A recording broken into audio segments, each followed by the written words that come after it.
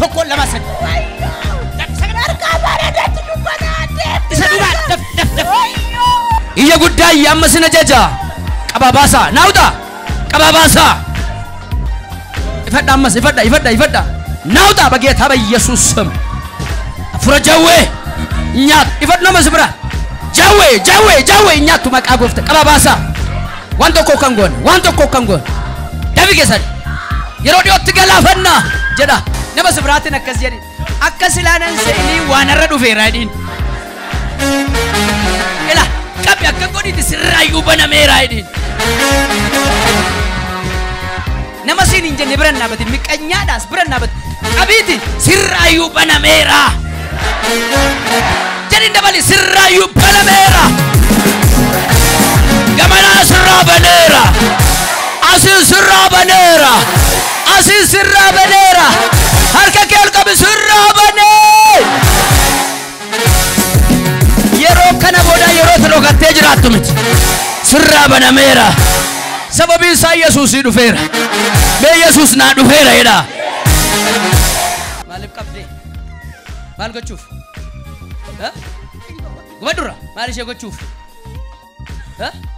sagantaan kee maali sagantaan kee jawe waliin seeru kuttanii maal gootanii taas akka dhiiraatti mursiistanii Mataa kee xaroo mul'isuu. na nyaatattee jirte sinta akka godhe Qaxxaa isa muuna birraa kutachaarti. qaxxaa isa moo namo ciruma isaa birraa fixuuf mormuma kutuuf moo Wayyoo amma mataan kuteetti dubaraan moo qabatti.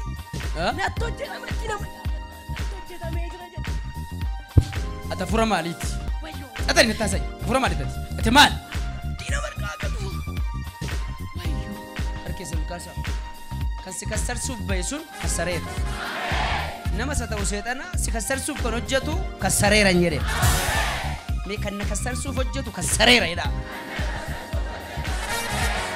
maaloo miilli kun deemnaani. Waabaanaani. kanaaf takaaluu barbaaddeeni Wayyoo ilaa kan maqamtee keessa. eessa keessan miilla keessa moo Deemuu man danda'u wayyoo. Deemnaa raateera bakka. isa qabdaniirtu Wayyoo wayyoo tarkaanfattu. amma mistira keessan hin baaftaa namoota baay'ee safara kanaatti taphataattan gaddiiftanii adeemu namoota baay'ee carraa isaanii dukkaneessitan sana gaddiiftanii deemu amma miilla keessaas sammuu keessaas miillicharra bidda kaa'eera qabas miillicha miillicha qabachas miillicha Wayyoo boodeef tattaaffa taarti. Itti dukkaneessaa irra malee na jaalala qaba dhaabte. hin deemti isheen Argataan wayyoo. qaba asbuta jawu tokko lama sadi Sagal harkaa bareedatti dukkanaa deemti. isa duubaa daf Wayyoo. uwwani keessa deemu gubadhu maqaa Yesuusiin sagalee guddaa si'a sadii caraan lafaanii keessa deemu taf saduma akkanuma du'ee godhi keessa hey ililtaa